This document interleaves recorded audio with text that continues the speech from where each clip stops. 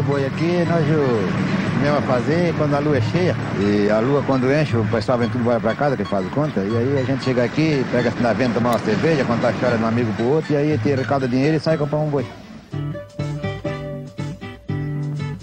Olha, o que eu vou falar para vocês é que a farra do boi, toda a vida usou-se essa farra do boi nos ganchos. Primeiro era gancho, hoje é governador César Ramos, mas não é governador César Ramos, é gancho do meio, né?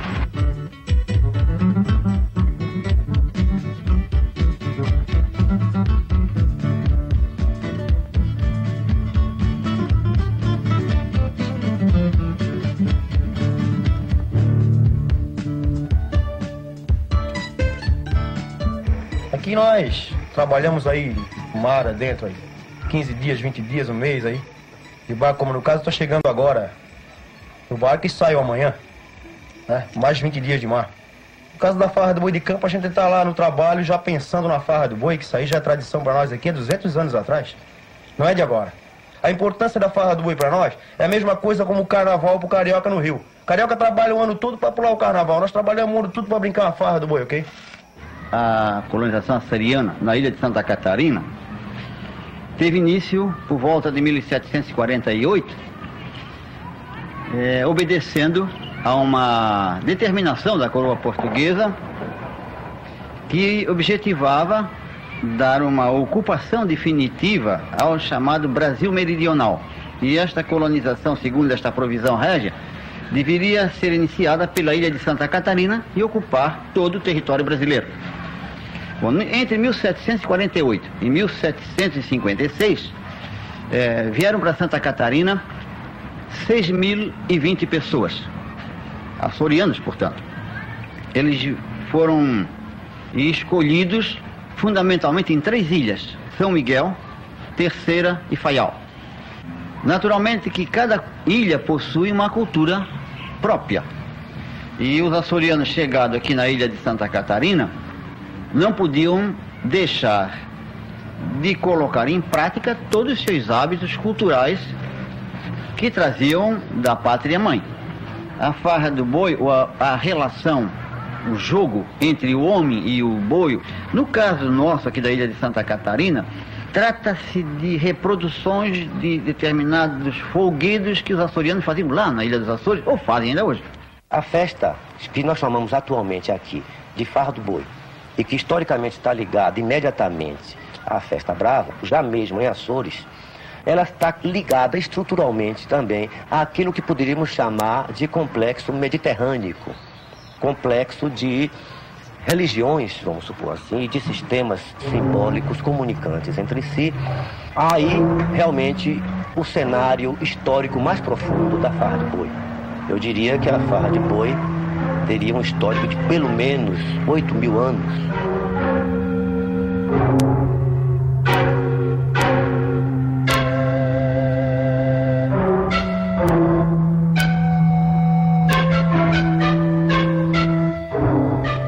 É assim, num lugar como esse, como aqui no Bar do Manuel. A turma chegou de fora, se reúne 9 da manhã, começa a tomar cerveja, de repente alguém sinaliza: vamos fazer uma farra. A primeira fase é a busca do boi. Os participantes se reúnem num bar durante feriados longos, a Páscoa e o Natal. São épocas extremamente adequadas. Bebem, bebem, bebem e de repente abrem uma lista de sócios, né, ou pessoas que terão direito à titularidade do boi, digamos assim, e escolhem uma embaixada de 4, 5 pessoas, isso é muito variável, para buscar um boi nas cercanias da cidade. Então as pessoas vão de carro nas fazendas, na região de Biguaçu, região de Antônio Carlos, até Lages, à procura do boi. E a comunidade, quando vai, né, é muita festa, todo mundo na comunidade está sabendo que já saiu a comitiva.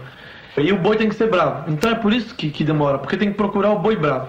E chegando nas fazendas, começam, né, a testar os bois. O fazendeiro bota um boi na mangueira, o boi pula, bota outro boi, o boi amansa. Quando ele viu que a gente tem interesse na compra daquele boi, o preço já, que era, digamos, de 10 mil cruzeiros, já passa para 50. Pois bem, eles se afastam, buscam o boi. Esse boi, então, é transportado depois para o lugar de origem, onde é recebido como um estrangeiro eminente. com grandes pompas e honrarias, foguetes, buzinas, etc. Com a chegada do estrangeiro, daquele que está na margem, daquele que está na distância, daquele que é o paradoxal, que é o estranho, a cidade, ou seja, o bar, porque a cidade está ali centralizada no bar, ela se torna outra. As divisas da cidade, como que são dissolvidas, né? Os comportamentos são mudados, há um comportamento heróico, há um comportamento de solidariedade, de fraternidade extremamente característico. Na hora que o boi chega, tudo modifica. Parece que o local aqui se transformou. Na verdade, tem gente em cima das casas, tem gente em tudo que é canto, para ver a hora que o boi vai ser solto. Parece que a gente começa a viver um outro momento, um novo tempo, diferente do dia a dia aqui da comunidade. A farra de boi tem sido objeto, desde 87 pelo menos, daquilo que nós poderíamos chamar de tribunalização. Ela se torna uma espécie de réu, onde há atacantes e defensores. A maioria das discussões, sobretudo aquelas que se passam a tão à distância, sem nunca presenciar a própria festa, são basicamente fantasias. São elaborações fantásticas, imaginárias, e eu diria mesmo selvagens, no sentido em que Lévi-Strauss coloca esse conceito. Quer dizer, aquelas pessoas que pensam a farra de boi na distância, que veem o retrato no jornal, que veem a referência na televisão, simplesmente não conseguem nem descortinar sobre aquilo sobre o que o jornal e a televisão estão falando. Fala-se de algo que é quase como se fosse um fetiche. Porque nós tínhamos visto fotos, como de resto toda a população do Brasil viu aquela foto que foi publicada, e acho que foi publicada até internacionalmente, de um animal com as patas quebradas, os olhos furados, uma foto horrível. Esse acontecimento, Farra do Boi, do qual eu tive conhecimento há uns 3 anos apenas, graças a reportagens, sobretudo na Folha de São Paulo, né?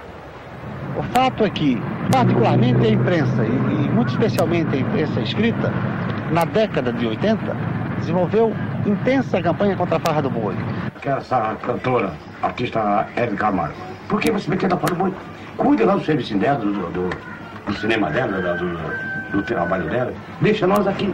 Que eu acho que muita gente só criticou a farra do boi, principalmente pessoas que nem conhecem onde fica Santa Catarina, e criticaram a farra do boi através das notícias dos jornais, né? Quer dizer, os jornais que toda uma mídia em cima da crueldade da farra do boi, né? Da crueldade da visão deles, né? Porque para nós não existe essa crueldade. Pessoal que não tem conhecimento da farra do boi, que não vê a coisa de perto, sabe? É que ficam censurando sem saber. Como no caso dizendo que furam o olho de boi, cortam o rabo do boi. Ninguém faz isso aqui, isso brincamos com camisa, com pano. Pessoal aqui sabe brincar com boi. Me perguntam muito por que eu sou contra a farra do boi. A pergunta que eu faço na minha resposta é a seguinte: por que eu deveria de ser a favor? Eu sou contra qualquer forma de violência e tenho dados concretos, porque já nasci aqui, que a farra do boi requer, gira e é feita em função de violência, várias formas de violências. Em função do nosso trabalho na imprensa, de um tempo para cá, essa violência começou a ser um pouco disfarçada, diminuiu um pouco. Mas nós temos fotos em vários arquivos de jornais de bois mortos, de olhos espetados, crianças atropeladas pelos animais, pelos farristas, enfim. Depois que essa heróica senhora Dona Uma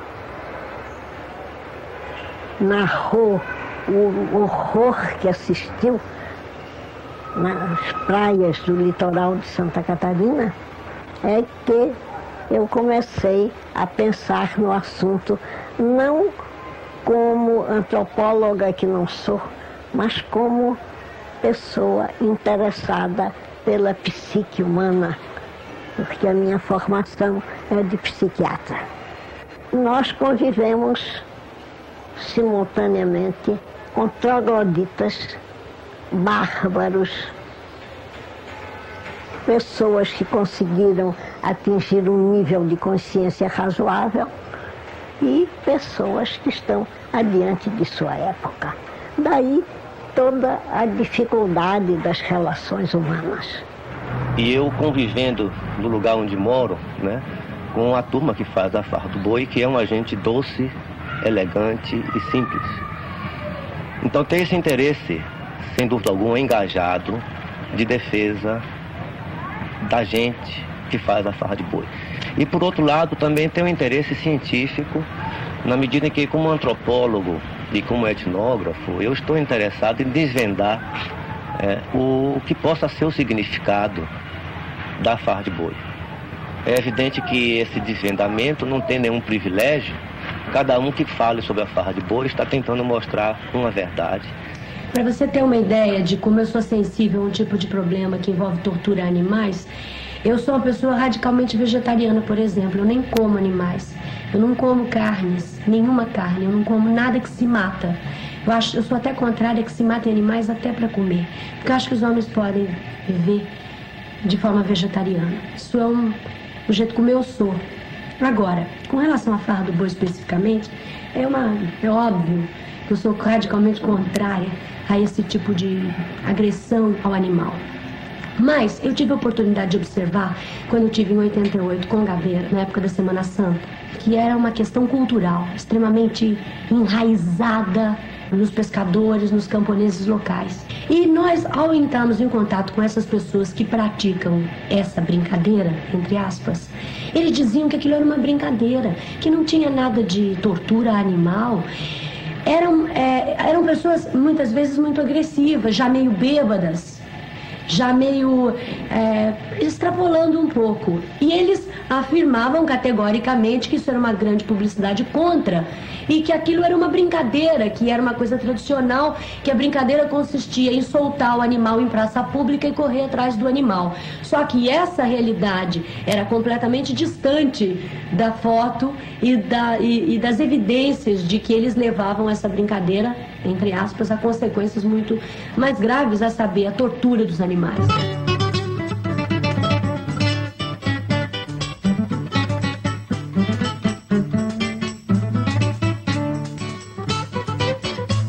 A farra de boi se passa em bairros, em lugares, em localidades onde não há absolutamente nada que se possa chamar de violência urbana.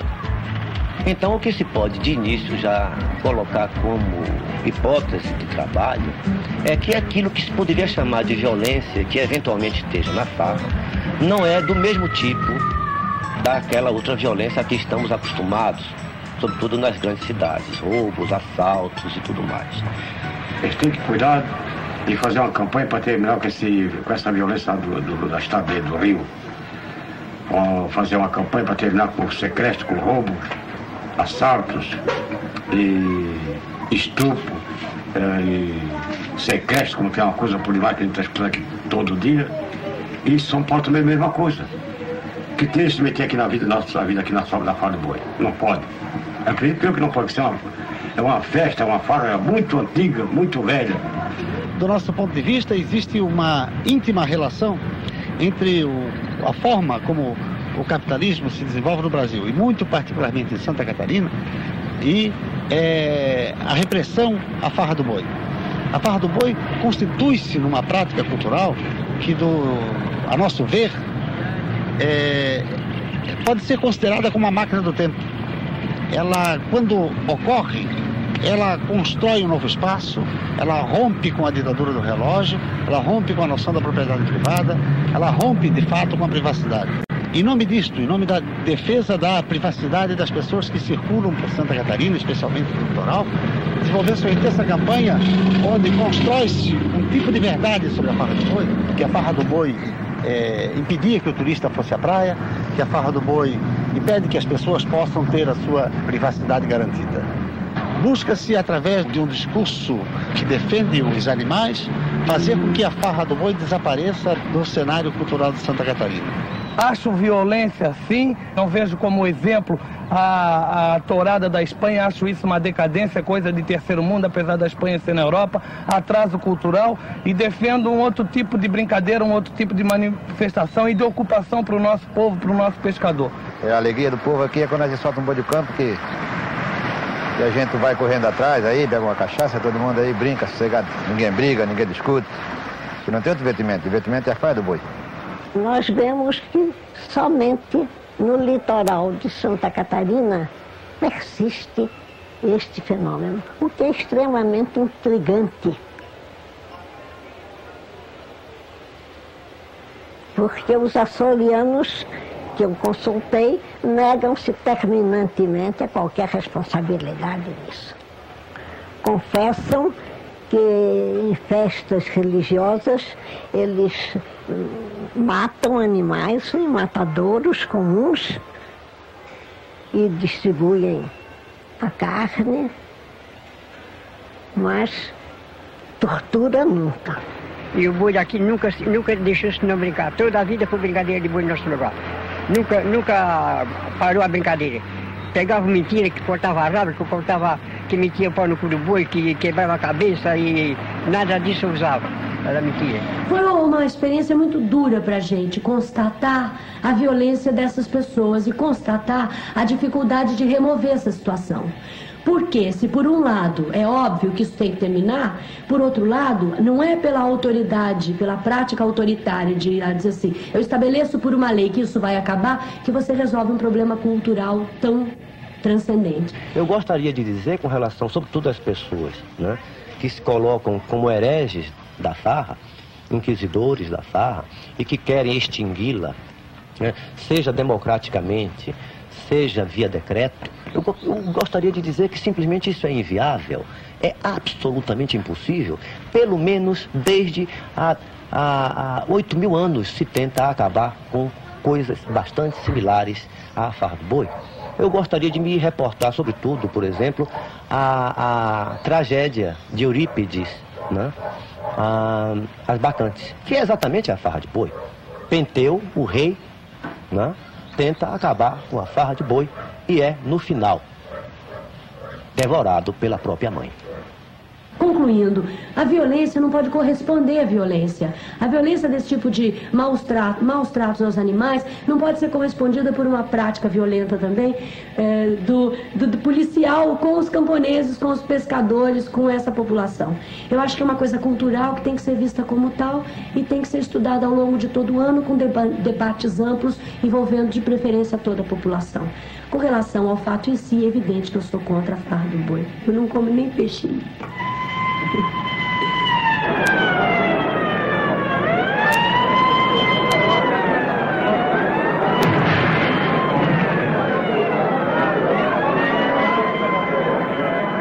Tentando impedir o bárbaro acontecimento da farra do boi, a Polícia Militar de Santa Catarina invadiu ontem o município do governador Celso Ramos, também conhecido como Ganchos. Os resultados foram muitas prisões, vários civis e militares feridos e um boi morto a tiros pelos policiais.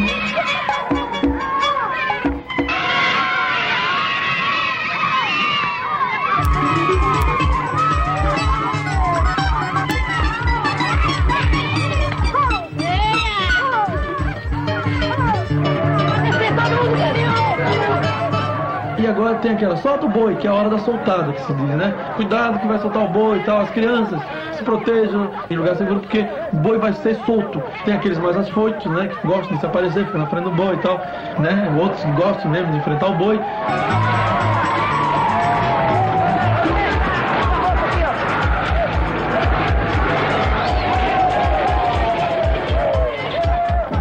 Então a terceira fase é a fase de combate com o boi.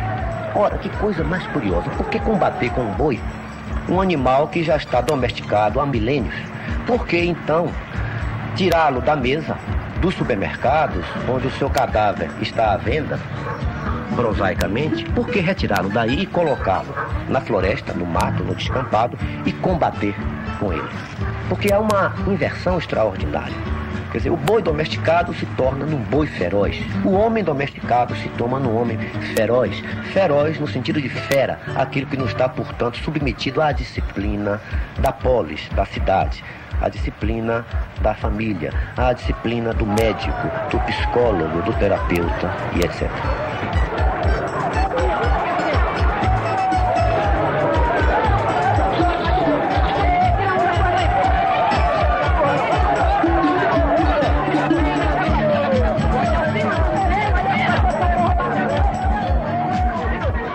Se o boi é bravo, o boi corre um pouco e ele volta para atacar as pessoas, né? E aí começa outro corre, e a farra do boi é isso, é o corre, que o boi vai pelas ruas da comunidade, né? E as pessoas entram na casa, às vezes o boi tenta entrar também, já teve caso do boi, inclusive, entrar na casa. A farra do boi, ela requer espaço, ela requer muito espaço.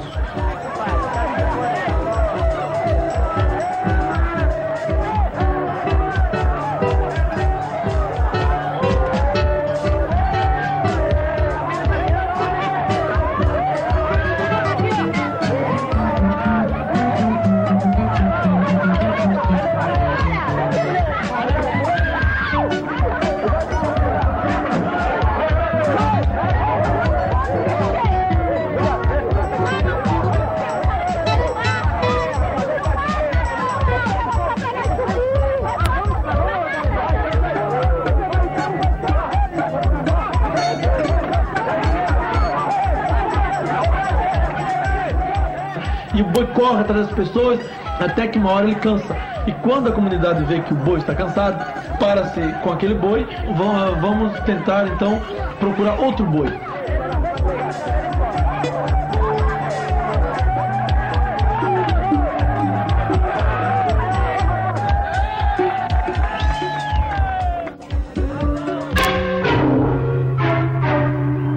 A última fase do ritual, portanto, é uma fase de combate e de sacrifício. No final da festa, o boi é sacrificado, quer dizer, ele é feito sagrado.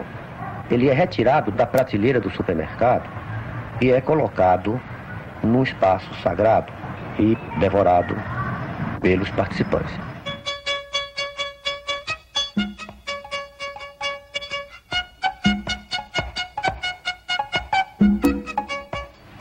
Enquanto que no rito da missa a hóstia seria o Cristo, aquele que terá o seu sangue bebido, que terá a sua carne devorada festivamente.